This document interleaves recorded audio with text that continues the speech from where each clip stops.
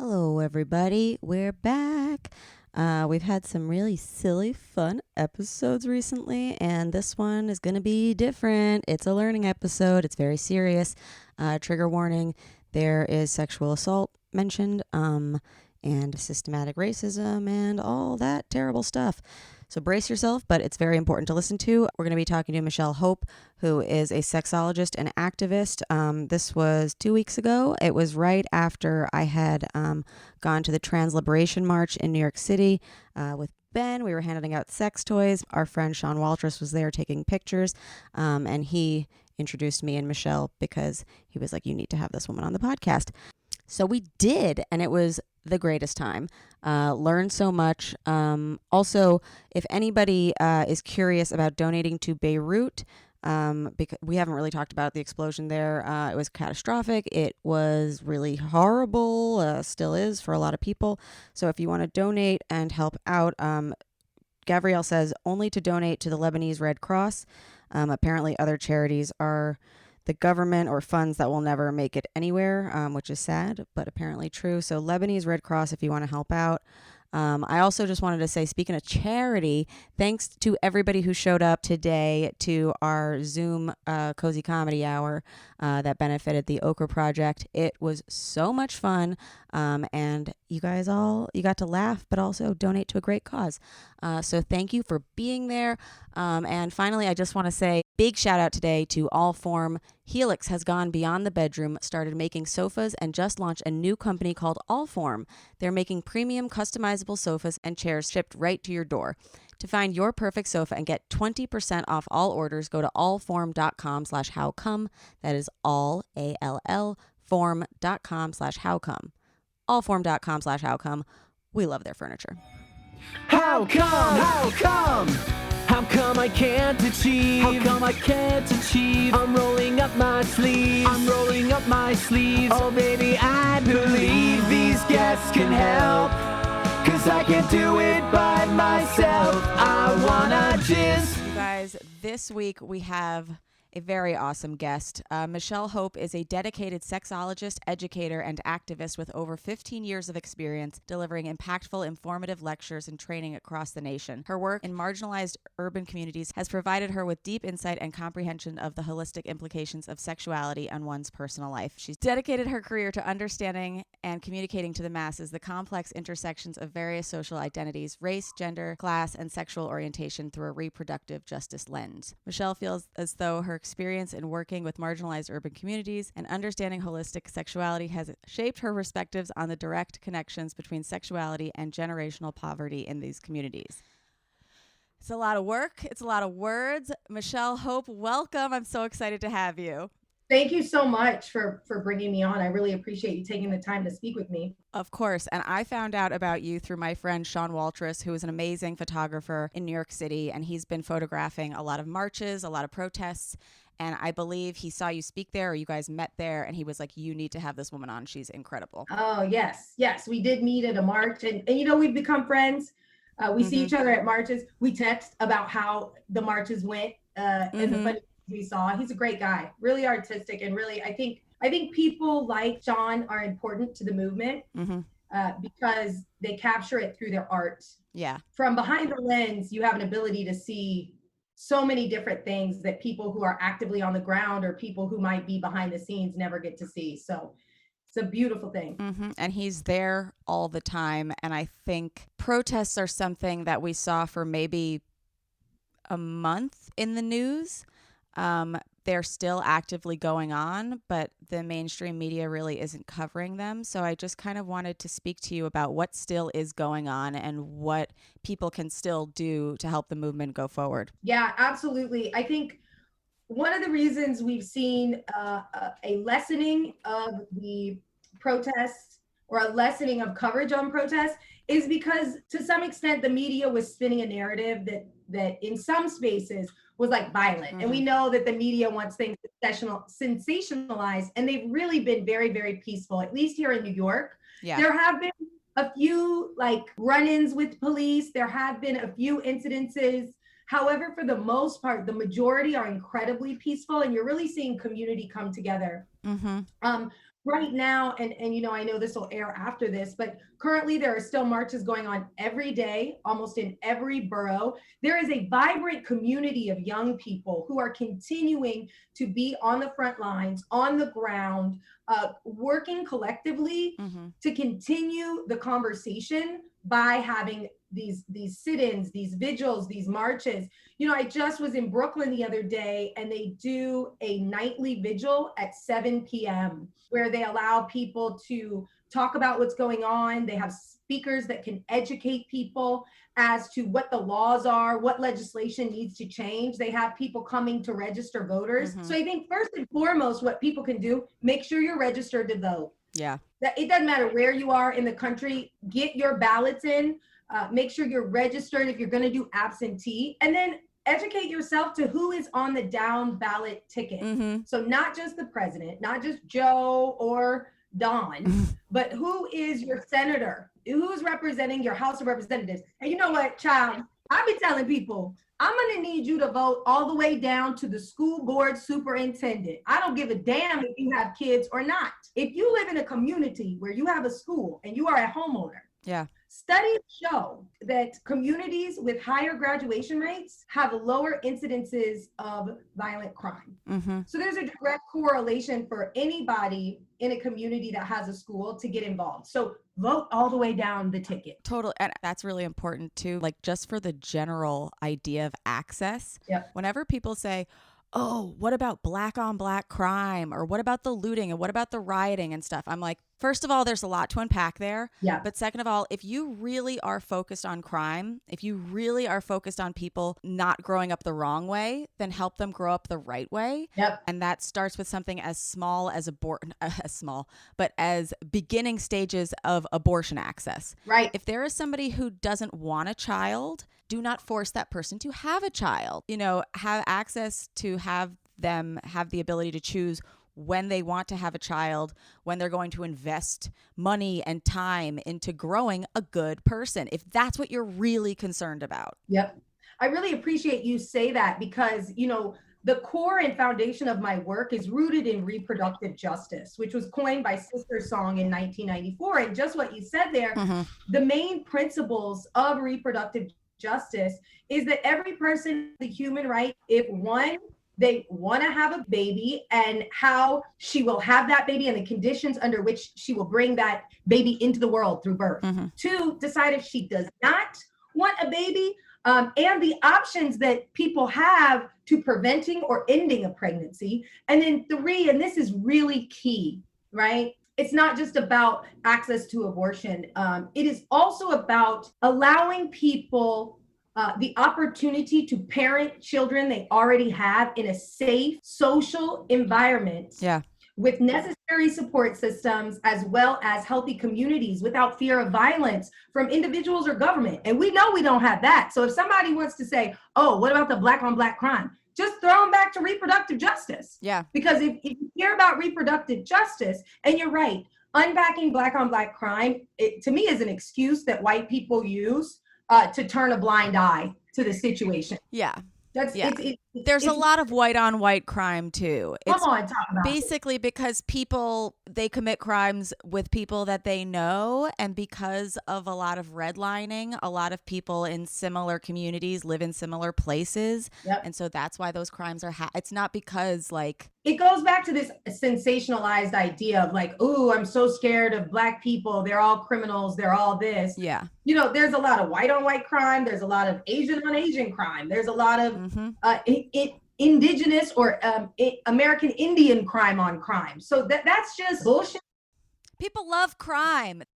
They just do crimes to whoever's nearest. Exactly. So we can't really look at it as black on black because that's just silly. And there's also like the narrative of like the deadbeat black father that's like, oh, well, if he was around, these kids wouldn't. First of all, how many babies are being had where white parents are leaving? Also, we don't think about the systematic incarceration of black men who are getting taken away from their homes. It's not that they left. It's that they did something super, maybe tiny. Maybe it's weed. There are so many men and women still in prison for weed, something that I do out in the open every fucking day. And I think it's weed, or it's kind of like George Floyd. Yeah. They were taken way too soon from this world. And now is Brianna that person that's, well, if her dad had stayed around, her dad didn't have an option. And unfortunately, it's like that for a high number of African-American men. They're not leaving by choice. It's usually by force. Yeah. And we've been seeing a lot of these conversations with specifically Black parents about having the talk with their kids about going out into the world and being safe, just living as a Black person. And it's interesting to me because on this show, we always talk about having the talk as like the sexual talk. Yeah. Why is it so important to look at your work through a reproductive lens? Well, I think the reason it is so important is because of things like intersectionality, right? I cannot separate my Blackness from me being a female. And when we think about things like the talk in Black communities, usually it is about engaging police. I think for far too long, we have not included the conversation around the talk that we see in white communities, which is usually identified as something around sexuality. And I think that we have to learn, we have to do both, because it doesn't necessarily do anybody any favors by just doing one. However, when you are a Black person in America, you're just trying to live. We're not thinking about pregnancy. We're not thinking think about it like pleasure. None of that. Because you think about it like this. If your stomach is empty, all you're thinking about is filling your stomach. You know, you're not thinking about, is my hair done? Am I bathed correctly? So in the same instance, when as Black Americans, we are just trying to live and survive, we don't really have the luxury of having the conversation of all these other topics. But that is something I am very adamant about. And I think that sex education is something that should be mandated federally in a way that's culturally competent, age appropriate, and inclusive.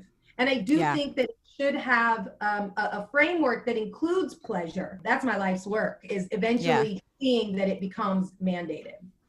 Yeah, we talk about like, when is the right time to like talk to a kid about sex? And one of your answers that was on, I think it was BET, and you were just talking about like, kids are masturbating early. Like, and it's not even sexual to them at that point. So to shame them for doing something that's just kind of like self-healing is like the craziest thing. And you mentioned, you were like, baby boys jack off in the womb. Or, you know, babies with penises jack off in the womb. I'm sure babies with vulvas do it too. Yeah, you know, we're humping pillows. At least I was as a young person. And, you know, in my work, I often, when I work with parents, I say, you know, you've gone to the park and you've seen the little girls standing over the water fountains, just standing there. You know, they're doing that. Exactly. It feels good. Now, they're not orgasming. They don't climax. Children don't climax, but they know it feels good. And it's a part of natural and healthy sexual development.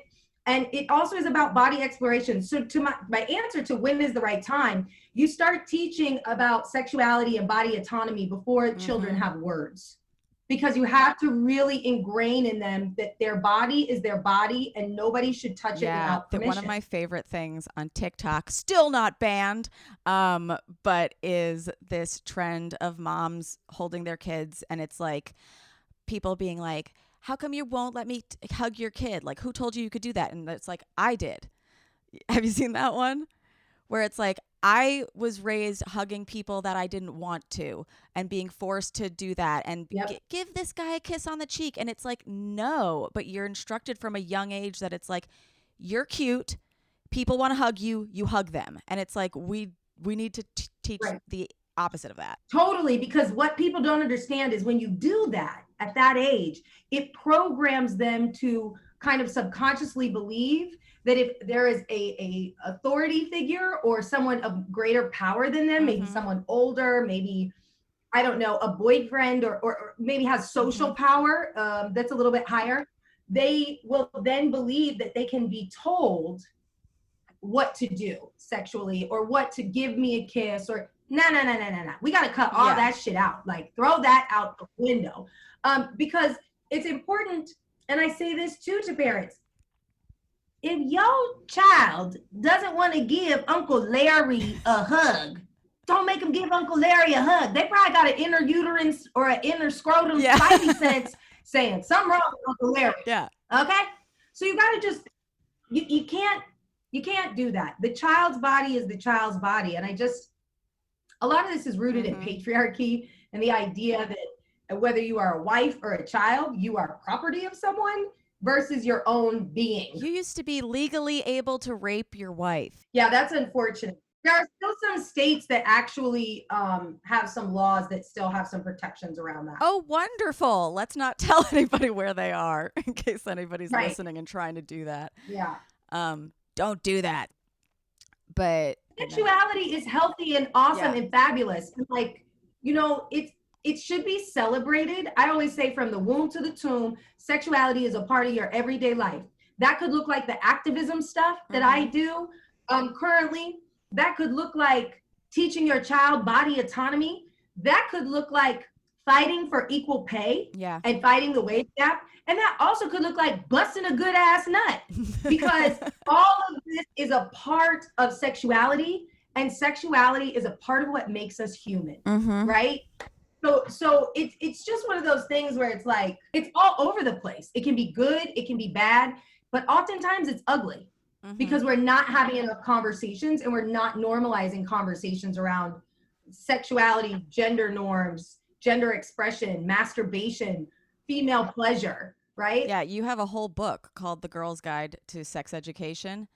And it's been very helpful for people, hasn't it? It has been, and ironically enough, it was written for young people, but I get a lot of comments from adult women who are like, I did not know this, and how this book could have changed my perspective, how this book could have changed my life had I had access to this information. So that just kind of goes back to sex education. But yeah, I get a lot of adults that'll be like, girl, that book, I didn't know some of that. Yeah. And I was just like, wow, okay, we have great. The same response to this podcast, which always overwhelms me when season 1, we had a couple on. The wife, Tony, had never had an orgasm until listening to the podcast. She was 50 years old and she finally did it. And I was like, oh my God, like it's never too late.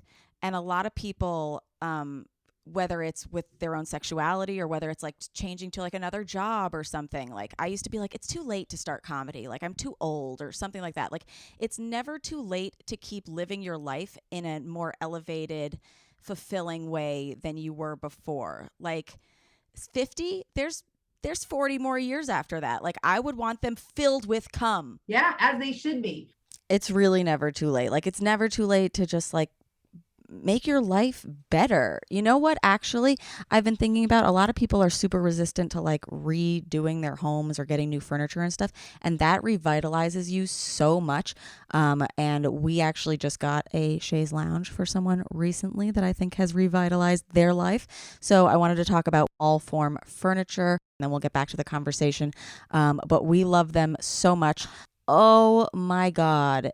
There's nothing better than getting a new piece of furniture, maybe redoing your whole home, but sometimes just one piece of furniture can really just make you so happy. Or, you know, like that one piece of clothing, but like with furniture, it's like it's in your house every day, reminding you that you are doing better at life. I'll never forget, there was one wedding I went to where I was like, they spent so much on this wedding. You know what? I need to redo my house and my furniture, and one of those things was getting a Helix sleep mattress, and Helix has gone beyond the bedroom and they started creating furniture. So all form furniture, let's talk about it. It is the easiest way that you can customize a sofa using premium materials and at a fraction of the cost of traditional stores, and not just sofas, chairs too. You can pick your fabric. It's all spill, stain, and scratch resistant. The sofa color, the color of the legs, the sofa size. So it goes from armchairs to love seats and all the way up to an 8-seat sectional. So there's something for everyone. And you can always start small and buy more seats on later if you want your all foam sofa to grow and change with you when you move, which is fun. You just add stuff instead of having to throw it away. I hate waste. You won't waste. All form sofas are also delivered directly to your home with fast, free and easy shipping. In the past, if you wanted to order a sofa, do you remember this? It could take weeks or even months to arrive, and you would need someone to come and assemble it at your home. Not with Allform. They take just 3 to 7 days to arrive in the mail, and you can assemble it yourself in a few minutes. No tools needed. I remember I gave Jane, Ben's mom, the catalog, and I was like, what do you want? What color? What size? What do you want? And she picked out a chaise, and it's white with tan legs, and they love it. And also, like, you think of the hassle of like putting together furniture and how horrible it is. It took no time at all. It was actually like very fun and very satisfying. Under 15 minutes. We love the chaise. I'm excited for the day that Grace uses the chaise since she's here now. I feel like it would be very cute for her. Have you wanted to redesign your space? Maybe you're getting a little restless. Maybe you need a little elevation. Maybe you deserve better than what you are, sitting on right now. Do you have a gross chair that needs replacing? Ben's dad did. If getting a sofa without trying it in store sounds a little risky, you don't need to worry. You get 100 days to decide if you want to keep it. That's more than 3 months. And if you don't love it, they'll pick it up for free and give you a full refund. And they have a forever warranty, literally forever. So if you get a gift for someone, they have to love you forever and ever and ever. To find your perfect sofa or love seat or chaise or chair, check out allform.com/howcome. And Allform is offering 20% off all orders for our listeners at allform.com/howcome. That is 20% off just for Howcome listeners. Go to allform.com/howcome. Okay, let's get back to the episode. I think, when you look at someone that's that age, because I've had a lot of adult women say things like that to me, it's rooted in shame. And again, this idea of what is virtue. Yeah. And again, rooted in the fucking patriarchy. Like, what is virtue? Make sure you're being demure. This idea of fragility. And I think that's so silly. Also, because we're not teaching women to self-pleasure, they never explore their bodies, so they don't even know their bodies. I always be telling people, honey, if you don't know how to get yourself off, how you gonna tell somebody else? How you gonna instruct somebody to do it? I thought they all just knew things and they were just gonna do stuff to us, and it's the worst way to learn. It's totally the worst way to learn, one, and two, that is objectifying men at the same fucking time. Being like, men always know what the moves they should put on. All men are horny. All men. That is fucked up. Yeah. It's just setting really negative double standards. Women should not know, but men should know. But then you're supposed to save yourself to a marriage and all of a sudden bust a pussy wide open. I don't know how that works. That's not logical. Yeah. It doesn't make sense. I was more just trying to be a really good hole.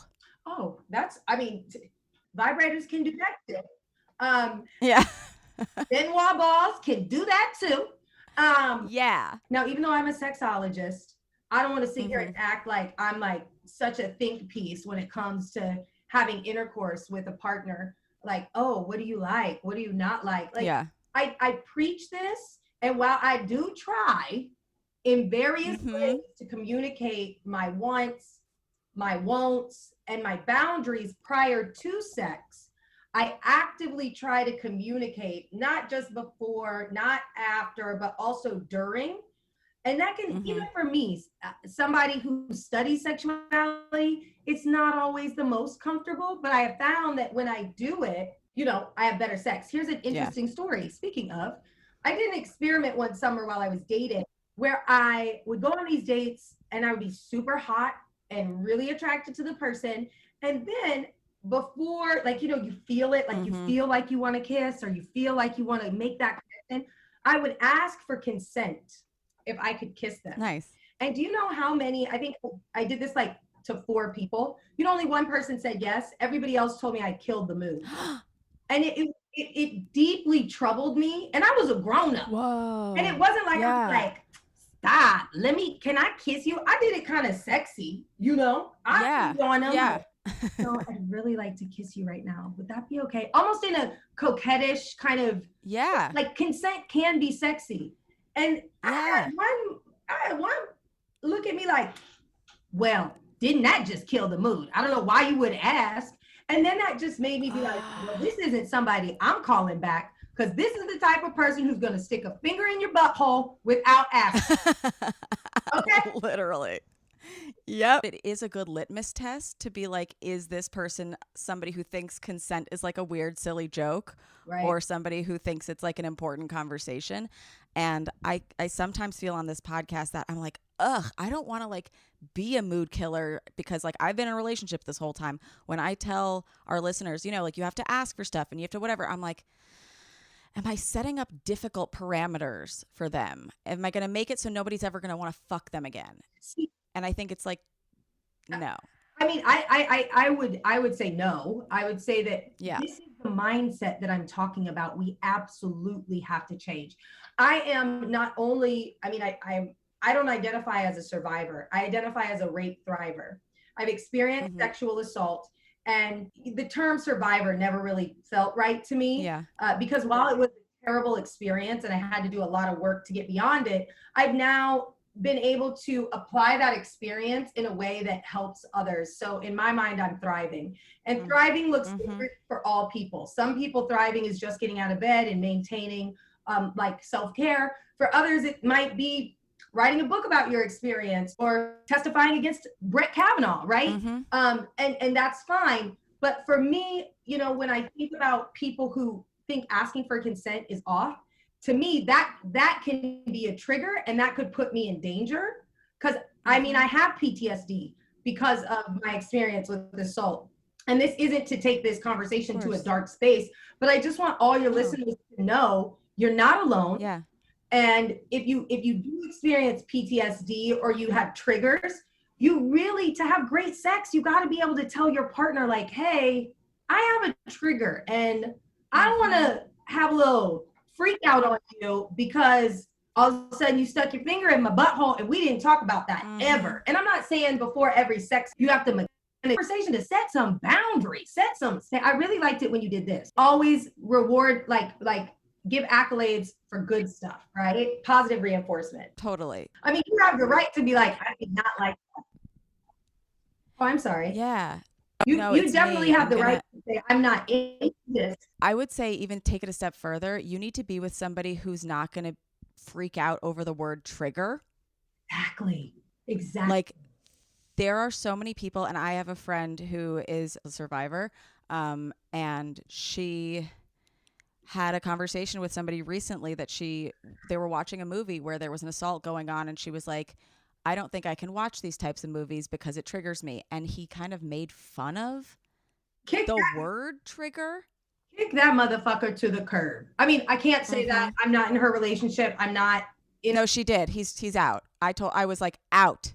That just seems to me like it could be dangerous, you know, and not just physically. I'm not thinking of physical danger. I'm really thinking about mental and emotional danger. Yeah. That you know, the body does. There's a great book called The Body Doesn't Forget Trauma. And I think that's what it's called. I might have gotten it a little wrong, but that being said, somebody saying that to you could trigger something, a memory, and it just replays every time you see them. So that kind of stuff, you got to get rid of that. That sounds no good. That's no bueno. Yeah. Anybody also who doesn't take like a very serious thing to you seriously, it's like, okay, no, thank you. Yeah. Doesn't feel safe. And a lot of times those people will prey on people that they're like, oh, this person's a weak person. They've already been through this. I'll be able to manipulate them more. Yep, exactly. Just don't let that continue. You can't. You got to nip it in the bud. But while we're talking about trauma, I was listening to a really great podcast a few years ago, and I've recommended it on this one before. There are two women doing work, and their name is Sexologist. Yep. And they discussed with my friend Evian Whitney about generational trauma, specifically within the Black community. Yep. And I would love if you could speak to that and kind of the unlearning that has to happen there. Yeah, I think, you know, all the people you just named are fabulous. One thing for me in my work, and the spaces I move in. We know that trauma can be passed down through generation on genetic coding. So there's that. So that's one part. Secondarily, we also know that people with uteruses and ovaries are born with all of their eggs, which means they're born with the genetic coding for their grandchildren. If you are living in a space where there is trauma filling your entire world, right? While you're pregnant, I mean, that is a really strong imprint on that code. And then once you are born, we have to remember that our behavior is not inert, it is learned. So all of the baggage that comes from the generations before is often passed down through words, through culture, through actions, through behaviors, through narratives that are probably or may not be relevant today. So this idea that, you know, I'll give you one. My mother's a feminist lesbian. She also is a man hater. Okay. And she would always be like, I think my sex talk was get yours and get out. I should also preface with the fact that I'm biracial. So my mother is a white feminist from the 70s. So trust and believe we have butted heads many times. Many, it's even this week, we butted heads. But this idea that like, men ain't shit, Michelle. You better take care of yourself, Michelle. That was her experience with her father. She's just projecting her own undealt with trauma. So there's the genetic coding part, right? And then there is the historic part that gets passed down through stories and through being indoctrinated to believe you have to behave a certain way, or this being indoctrinated with what I would call a fixed mindset around sexuality and relationships. And then throw on that religion and church and bada bing, bada boom, you got all the trauma and shame one could carry in a Louis Duffy, right? And it just weighs us down. Like you're not gonna catch that bus. Erykah Badu was right, honey. You got to let some of that go. That is why I'm a huge like advocate for mental health and really doing work with a professional. It's difficult for Black women and Black men because only like 5% of the mental health community here that are clinical and licensed in the United States are African American, and only 2% are psychiatrists. So it just is this kind of, it's like these cycles. There are so many things that are, we could look at one problem, but then we have to look at all the problems, all the systems around it that continue that have fed into it. Yes, and continue to maintain that problem, whatever it may be. Yeah. Especially if we're looking at like a safe space where you can feel good with your emotions. Like, I don't imagine there's a place where somebody could go to a therapist as a Black person and the therapist is white and you're just like, okay, so you're going to explain how I feel to me without knowledge of what it's like living. And not to say like you need to be similar to your therapist, but a lot of people at least project a similarity onto their therapists so that it can feel like I'm normal. Like my therapist had a client that she was like, yeah, she assumed I was gay the whole time because she's gay. And I always let her assume that because it, you know, let us have camaraderie. Well, some counter transference there. Yeah. But you know that's literally what you're saying. Like she just kind of let her assume. But it's like, it's harder to be like, yeah, I assume that person knows what I've been through, even though they've never grown up in a similar skin color. Right. And now imagine, I have experienced a lot of trauma. We don't have enough days in the week to unpack all of that. But I will tell you a quick therapy story because I know what it's like, right? Yeah. So I've been going to this therapist for a while. She was really, really good. We were trying to work through some of the trauma I've experienced when it comes to sexual assault. And I'm just, free flowing like I'm doing right now. All of a sudden, this woman burst into tears and I had to hand her a Kleenex box. And so when you think about how traumatic that experience is, like, listen, lady, I'm paying you to help me figure this out. And here I am consoling you because you can't even handle what my reality is. Yeah. So I think that, and God love her. We worked together for a very long time. She really helped me in a lot of. You started counseling her. I mean, she did help me in a lot of spaces. The issue was that she just couldn't grasp the many levels of trauma that I have been through, being a biracial, a biracial cisgendered woman from Indiana who grew up in a trailer park, who's experienced sexual assault, been homeless, was a stripper for 7 years. It was just, she was like, girl, this too much. She couldn't. So it's too many things for the main character. You need to make her more basic. Right. And so, you know, I wear all of those scars like jewelry because I've earned every single one of them. Yeah. And I just try to sit in this space that, well, I'm not perfect, and I probably still have a lot of, I have a lot of work to continue to do. I love myself, and I'm pretty okay with who I am. I'll kick it with me.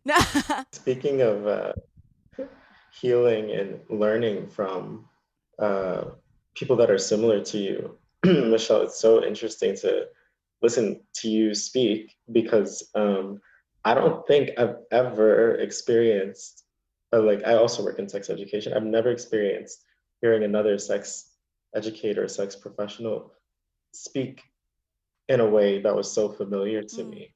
I'm like really going through it over here right now. I'm like, oh my God, I feel like I'm at home. And it's so important. It's so important. And I would love if you could speak to what do you, I know I find myself, especially when I'm working with people from my in-groups, right? So other Black folks or other Jewish folks, like I find myself code switching in certain ways for them, so that I'm able to deliver in a way, because of how we're raised and conditioned, the delivery has to be different, right? And I almost find that working with other Black folks, it's a thicker wall that I have to get through. Yes. I don't know if that's your experience. Oh, yes. Yes, it is. And a part of the reason why is because the trauma has began so early. The skin of our population, and this is not to say we're strong, because I hate it when people say that. We're still mushy inside, but we've just I hate that too. It's super dehumanizing. Yeah, and it says like, you don't need therapy. You're fine. Child. And ironically enough, as a Black woman, I have a lot of Black men who think they're like complimenting me, because you know, I've been marching all summer, and they're like, Michelle, how do you do it? You're such a strong woman. Oh my God. How do you? It's like, motherfucker, your Black ass ain't out there. So guess what? Hello. I gotta keep showing up. Thank you. That's what I'm trying to say. Don't call me strong. Take your ass out there so I can take a break. But that's neither here nor there. And I don't want to be man shaming. That's not what I'm doing, because there's a lot of trauma, I think, in some of my circles as to why they're not getting out there. Right. That's not an invitation for other folks to, you know, who are not Black, to chime in about Black men and how they choose to be active or not. Right. Because this is trauma, just like marching is. So when I speak to my community, and even when you go through this podcast, you're going to see I started off very conservative. So there's a couple things I want to unpack here. First and foremost, because of the way I look, I am often hypersexualized. I am oftentimes, when I tell somebody what it is I do, they immediately go to the genital act. And they're like, I literally have had people say, usually Black people, Black men say to me, how many, I can tell you, I had one man look at me one time and say, how many dicks did you have to suck to get that job? Whoa. I have built up my own thick skin because, interestingly enough, it's usually at a happy hour, at a bar, or something like that. They'll say really derogatory shit and try to hit on me. And then a few drinks in, all of a sudden, they're self-disclosing that they were sexually assaulted as children. Yeah. That part. And in Black communities, we rarely let women heal. We rarely acknowledge, and you can look at the studies. Definitely not Black men. Definitely not Black men.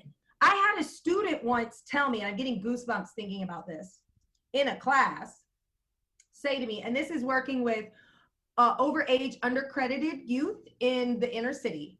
He said, well, and this has happened so many times, it's really difficult. It's very hard to swallow because you have to pivot so quickly. He said, I was once raped, but my PE teacher told me that since my dick got hard, it wasn't considered rape. Oh, no. I mean, this shit is deep. Or like, I've been in class where I was teaching classes and I really explained to them what consent is, what affirmative consent is. And all of a sudden, young people don't have a filter.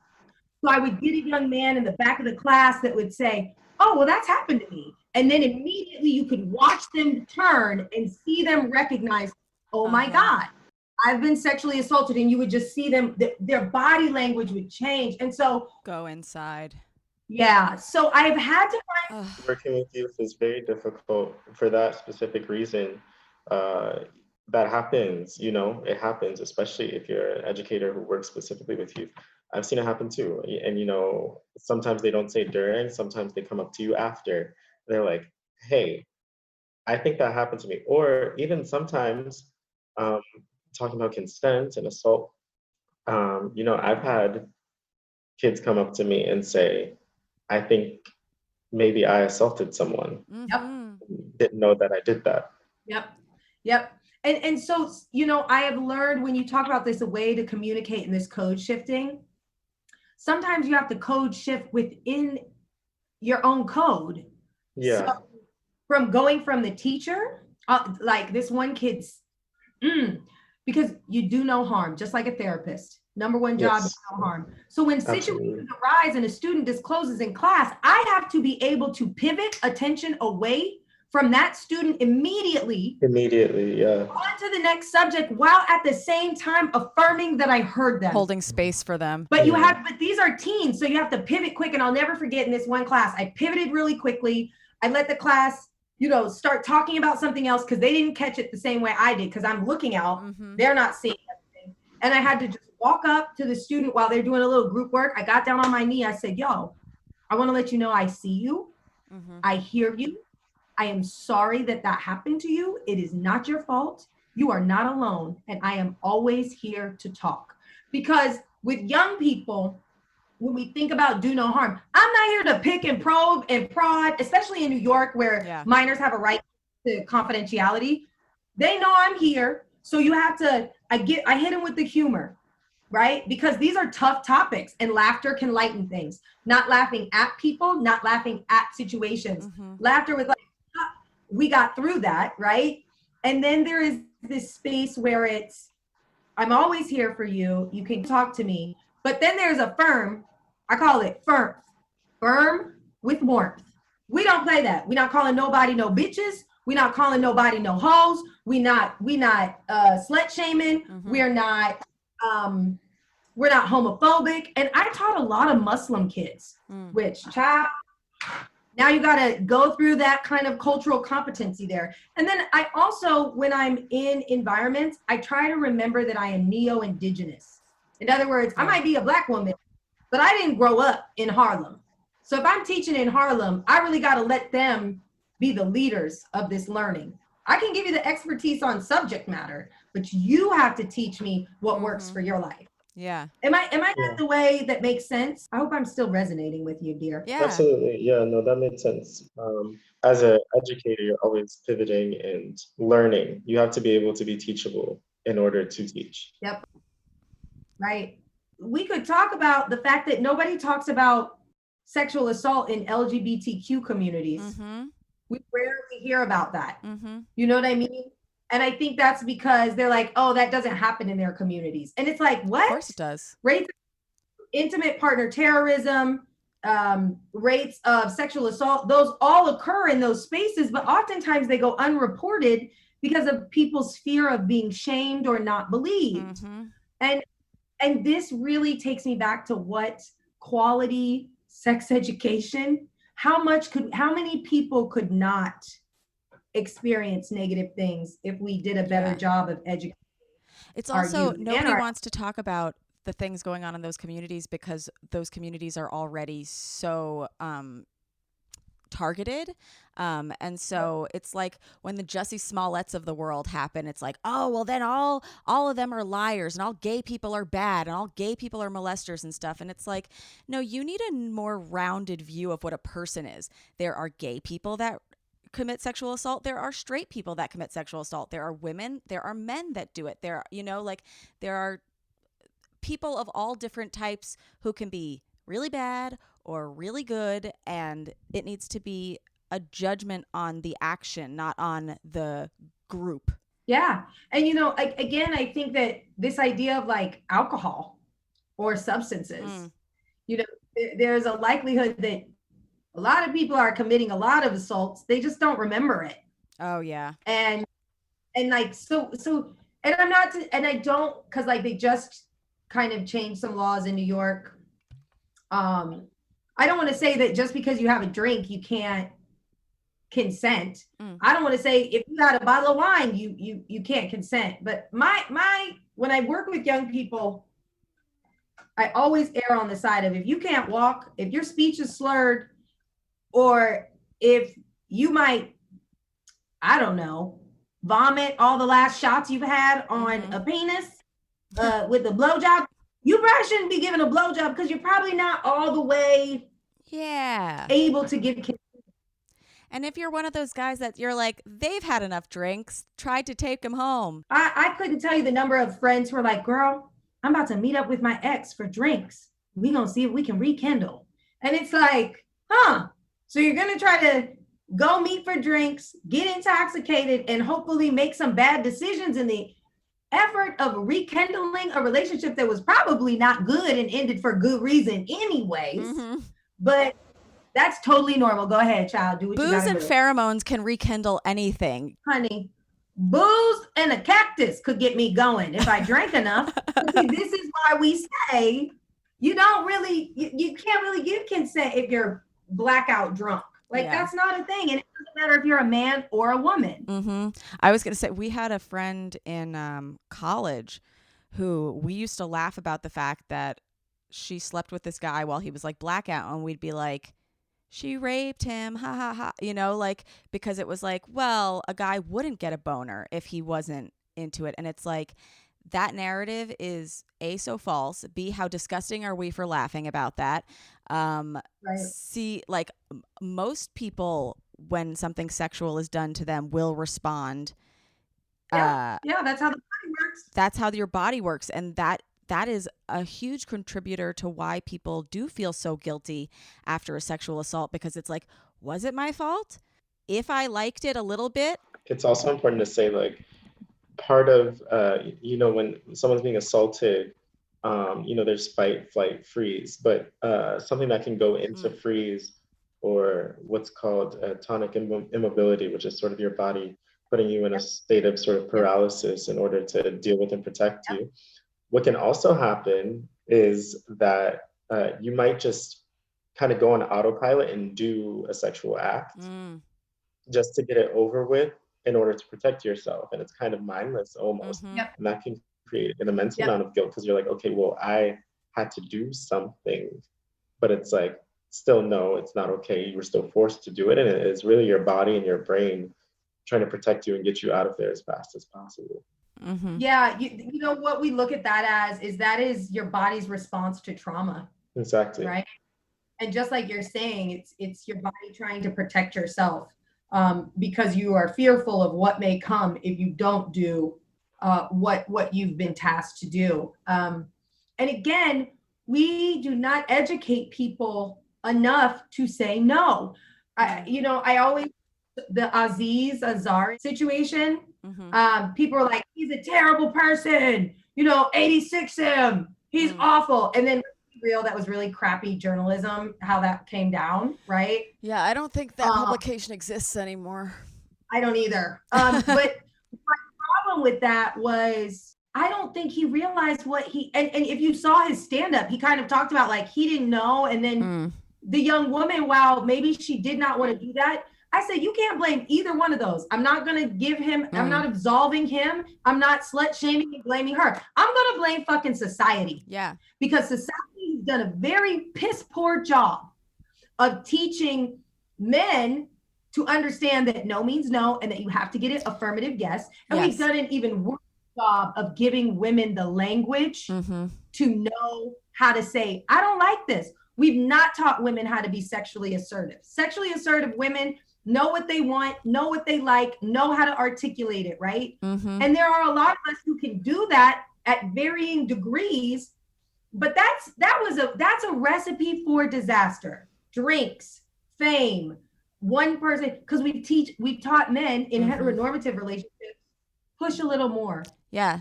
No doesn't mean no. No means try harder. Exactly. And for women, we've said, you know what? You need to act like you don't want it. So that it's like fuel for the fire. It just kind of goes round and round. Yeah. No, there have been so many times that I like wanted to be the one making the move. And I was just like, no, I'll just keep waiting because you don't want to look like a slut, which is like, I am a slut and I like being a slut.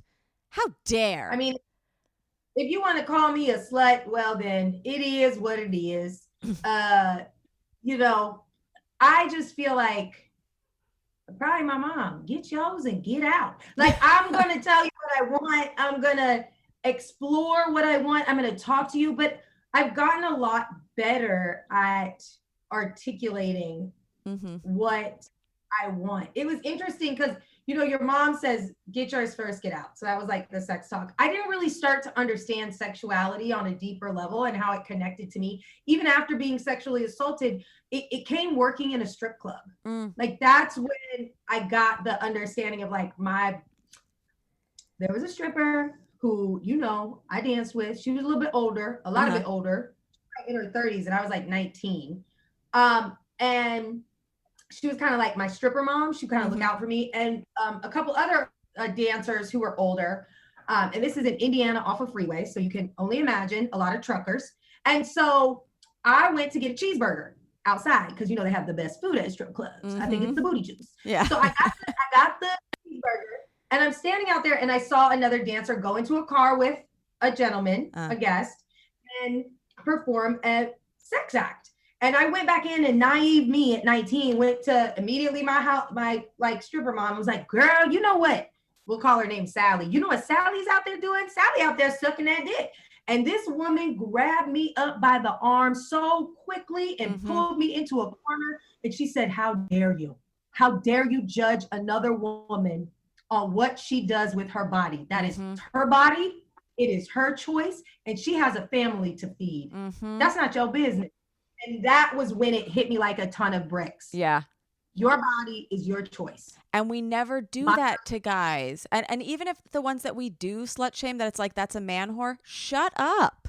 Like, let people fuck who they want to fuck. Let people make money with their bodies if they want to. That is their body. That is allowed to. If you have a problem with it, it's probably because you're not making enough money with your body that you want to make. You know what I mean? Like, if you're not having enough comes, I don't know. Or you're not coming enough. Yeah. I think this idea of purity is silly, and it there's just no room for it as we move forward and evolve as a society. It's so detrimental. If we were more involved with ethical purity than sexual purity, we would be such a better place to live. Exactly. If what I do in my bedroom doesn't impact your wallet, quite frankly, stay out of my fucking bedroom.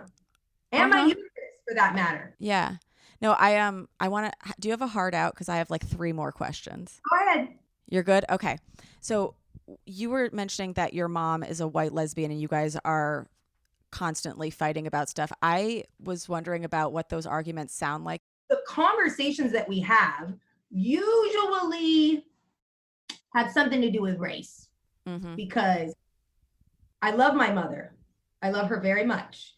She has made me this kind of tenacious, bold. I mean, I was marching at 5 for gay rights. That's amazing. Doing all these things.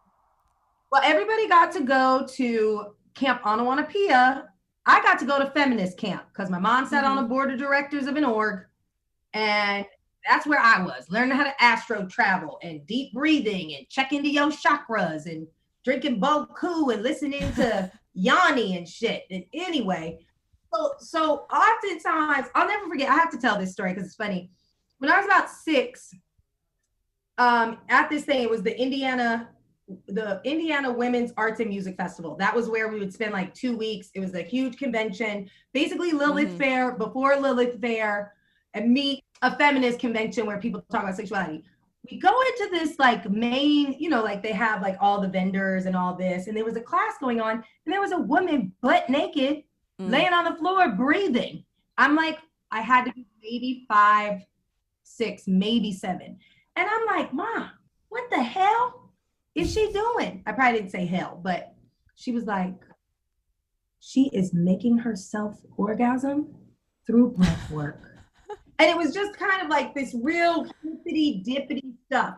So my mom thought she was like really woke. And it's ironic that we would talk about this because ever since this first it started with Buttigieg in January. For some reason, my mom seems to think because she has a Black child, she cannot be racist. And Talk about it. Please talk about it. I had to be like, listen, white woman, you saying that very statement is racist as fuck. Yeah.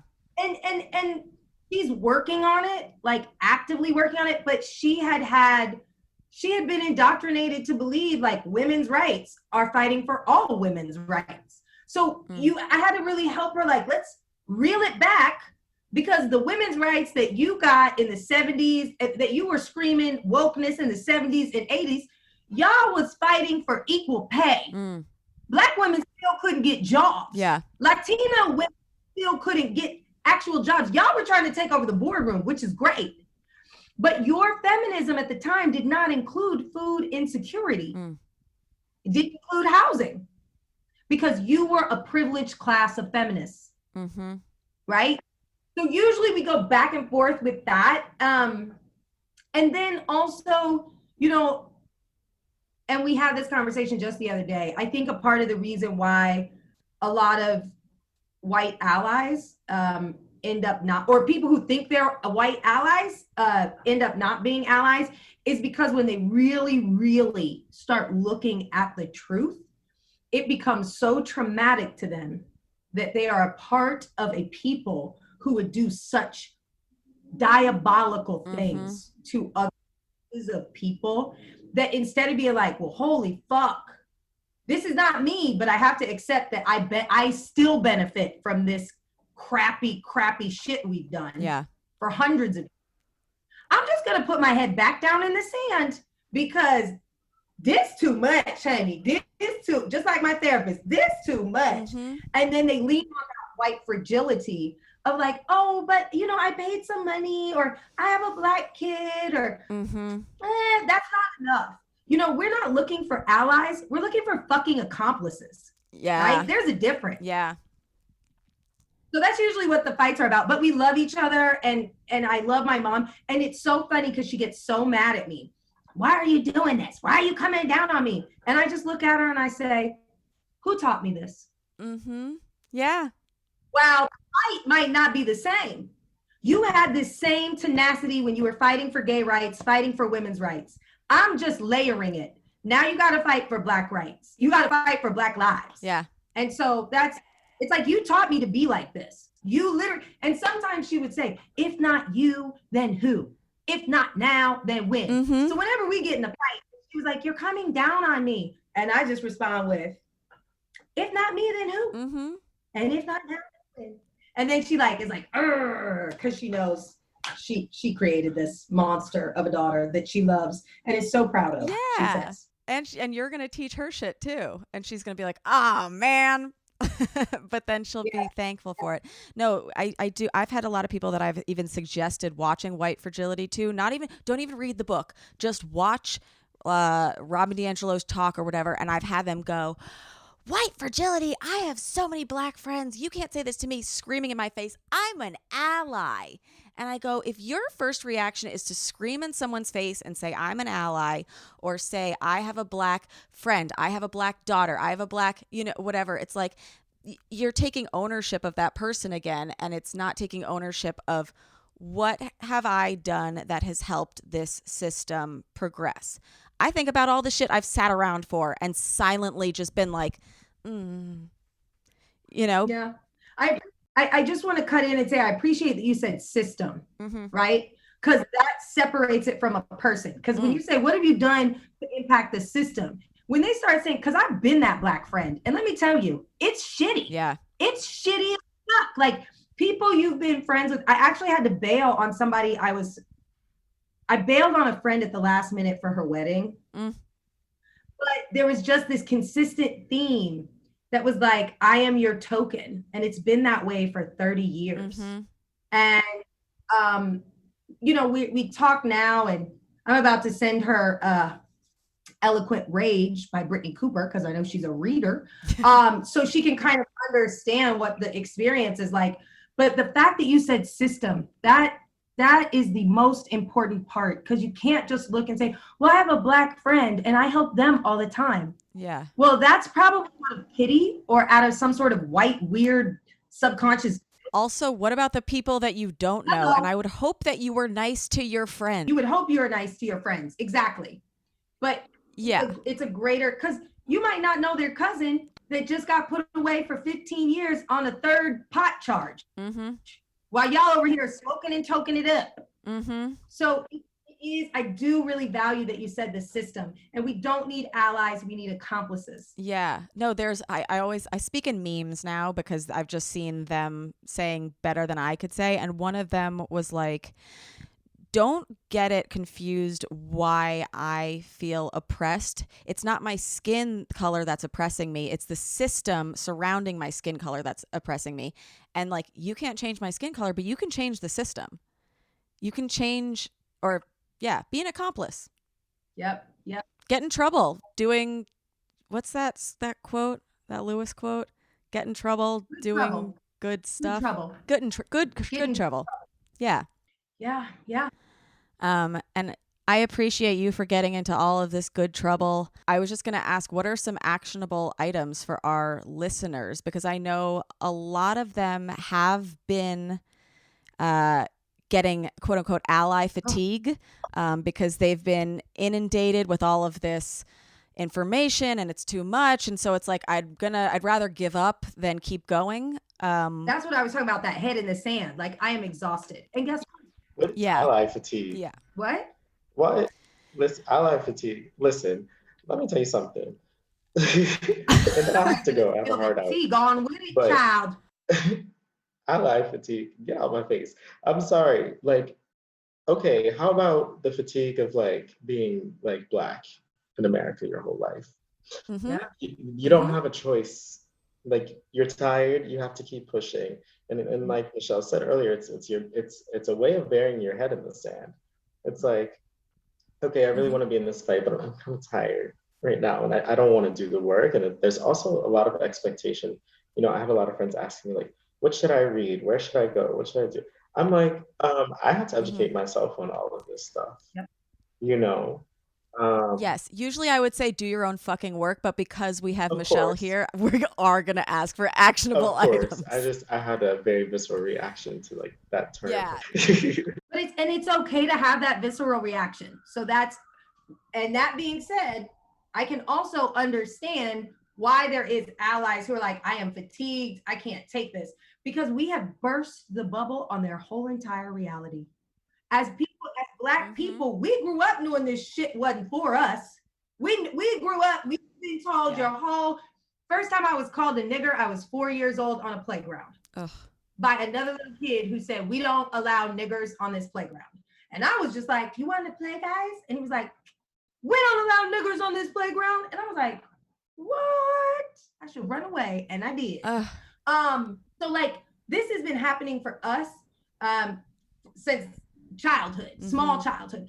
I've done some trainings, like racial trainings. And it's interesting because white people, one of the questions that's asked is, when is the first time you had to really understand that race mattered? And a lot of times their stories, they're in college, they're in a workspace, they're like, oh, well, they drinking. Yeah. They drinking legally. And like, for me, 4 years old. So again, it's like that skin, you know, my spirit animal is a honey badger, because a honey badger don't give a fuck. Yeah. Okay. and I think that this white fatigue, while I'm not letting anybody off the hook, just like I won't let Aziz Ansari off the hook, we have to look at this as a societal issue. We have burst the bubble. It's about goddamn time. And it is tough. So here's my advice. Turn off your fucking television and stop looking at Twitter and the Instagrams for like 48 hours. You cannot process what you need to process to grow if you are continually inundating yourself. But I didn't say put your head in the sand for good to process. I said give yourself 24 to 48 hours. Cry, pout, boo-hoo, journal, masturbate to feel better, and then repeat that fucking cycle. Yeah. That's one. Two, be kind to your friends who are people of color, not just Black people. Because while, and I'm gonna say this summer has been like Black Lives Matter Spirit Summer Camp, which that's a whole other conversation because we're already seeing the momentum being lost, okay?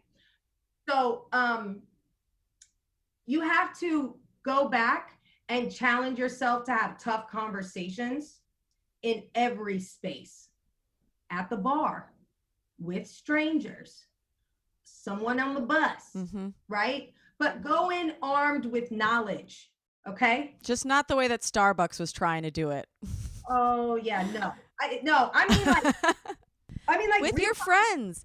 If somebody is saying something like, and I don't mean to shift this, but I'm friends with a lot of people who still say that stuff is gay.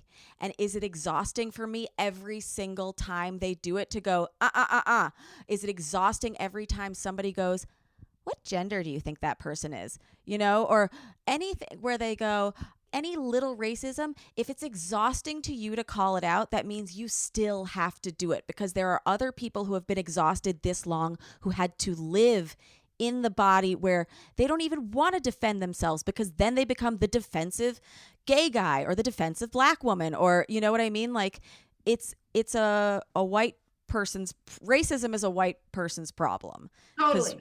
But here's the other thing. We're doing it. Yeah, you were. But see, here's the thing. Some of you don't even know you're doing it, right? Yeah. Because you were just born into it. Like as I was born into my Black skin, you were born into your racism. So the other thing I need you to do, I need you to stop telling people you're not fucking racist. You are, period. Full stop. Accept that, you know, maybe take another 12 to 24 hours, cry about it, journal about it, scream about Masturbate. Yes, and repeat the cycle. So once you can accept, okay, I was born a racist, literally because the color of my skin gives me privilege. There is a disgusting history. Then you say, so how do I dismantle that history? What is one, like try to find one thing per quarter. I know that seems, I'm setting the bar low for people, right? Low. One thing per quarter that could be substantial. And that's not writing a check. Although you need to pay Black people. You need to pay people of color, especially Black women. But what I'm saying is go to that school board meeting. I don't even care if you have kids. If you have a high school in your neighborhood, call the principal and say, what are your graduation rates? Or go online and find out what the demographic is, what their graduation rates are. And then if you don't get the answer you want, you go to that school board meeting and you say, why are these graduation rates looking like this? Why is there so much disproportion?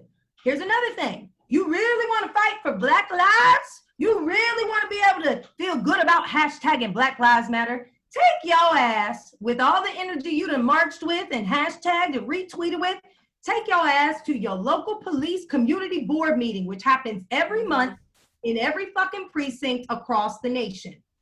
And you ask them, what are your policing policies around race? Yeah.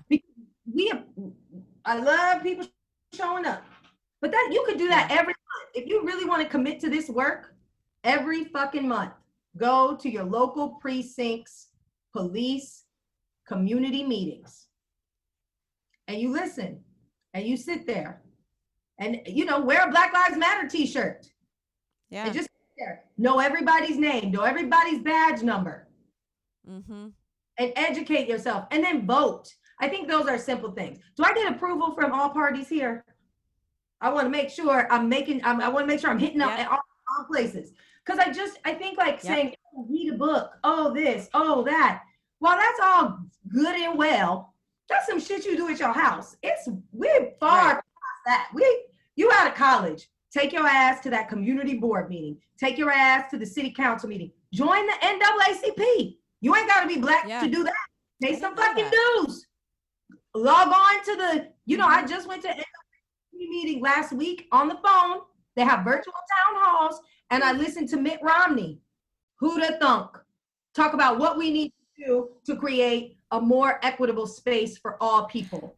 And that's another thing is like, not that like it's like, oh, Mitt Romney, but like when people see you speaking out for what you believe in, if they are like you and maybe they had their head down the whole time and they wanted to say, hey, isn't it fucked up that I've been doing cocaine all of high school, but if a black person does that once, they're in jail? Like if you've been having that thought and you just haven't said it, it's kind of helpful to see other people saying those things and going, you're not insane. You're not like a bad person for wanting rights for other people.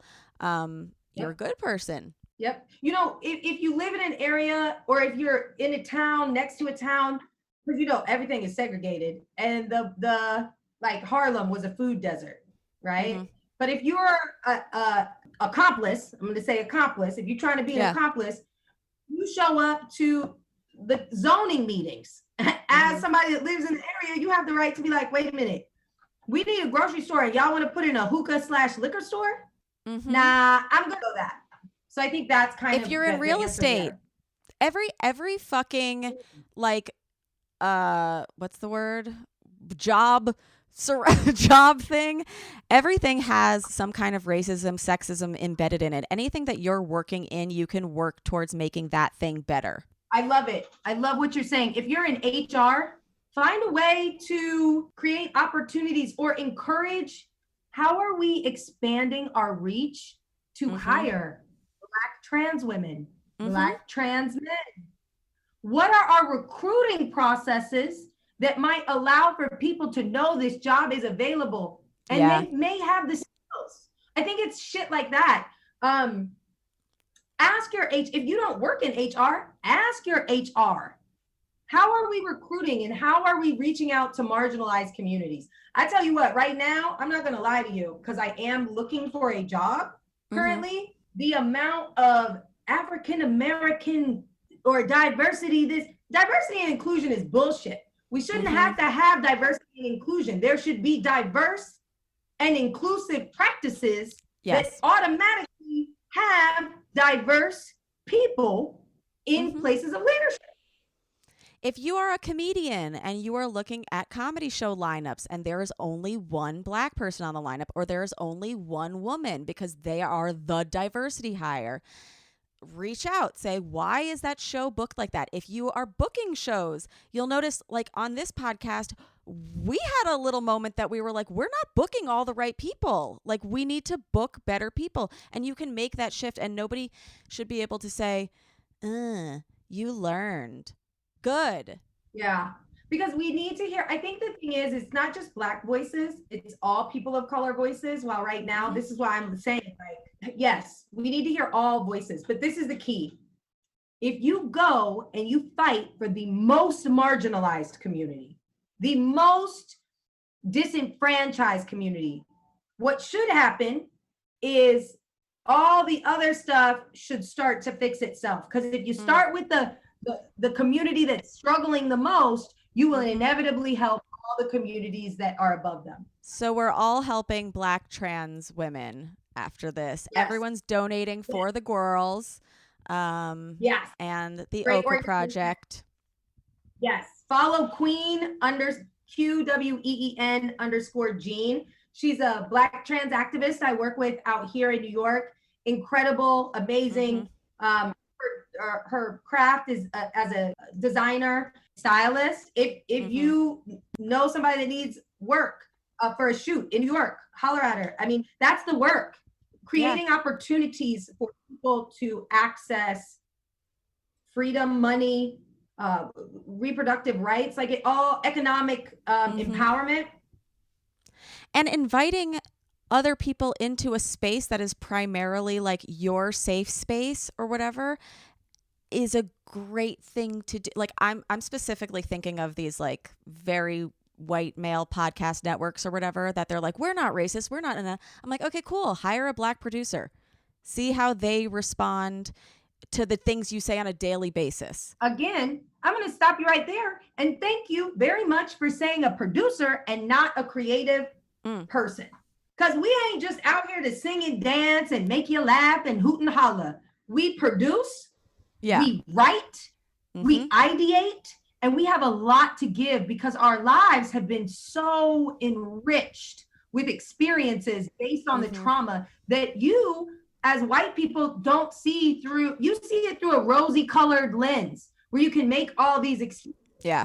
We live with all of the entrapments that inhibit us from moving forward. So I think that like just recognizing that, and again, I just want to go back to vote Black. Vote. And when I say vote Black, that's not just Black candidates, because Black people, there are some out there, we're not going to talk about them, but that are not on our side. Okay. And so when I say vote Black, but like we were saying, there are bad, there's bad everyone. Yes, there are bad. So support the good ones. Yes, there are bad actors in every space. When I say vote Black, vote for people who are fighting for justice for Black people, right? And especially those who are fighting 100%. For justice for Black trans folk. Because again, that's that most marginalized. And then I think finally, educate yourself to Misogynoir and intersectionality, which was coined by Kimberly Crenshaw. Yeah. And we're not even going to do that for you. You're going to have to go do that yourselves, you guys. Michelle, it has been so much learning, so much fun to have you here. Thank you so much for being here. Where can everybody follow you online? So follow me on Instagram. I do weekly lives.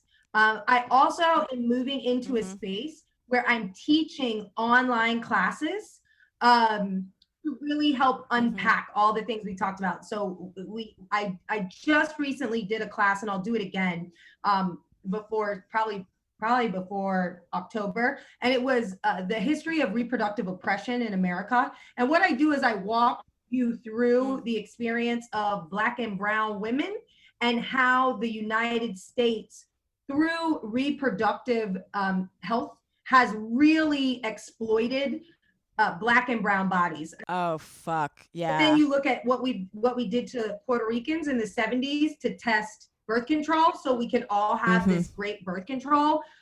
So I go through all of these examples and we talk about like how these have impacted and kind of layered on top of each other to create like just some really terrible, terrible instances for Black women and brown women.